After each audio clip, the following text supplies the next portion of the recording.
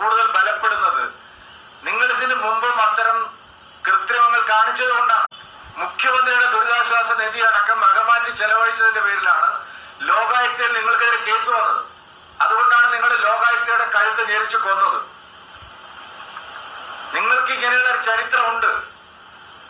ദുരന്ത നിവാരണത്തിനുള്ള പണവും മുഖ്യമന്ത്രിയുടെ ദുരിതാശ്വാസ നിധിയും വകമാറ്റിയും ദൂർത്തടിച്ച ചരിത്രവും കേരള സർക്കാരിനുണ്ട്. പ്രത്യേകിച്ച് പിണറായി വിജയനുണ്ട്.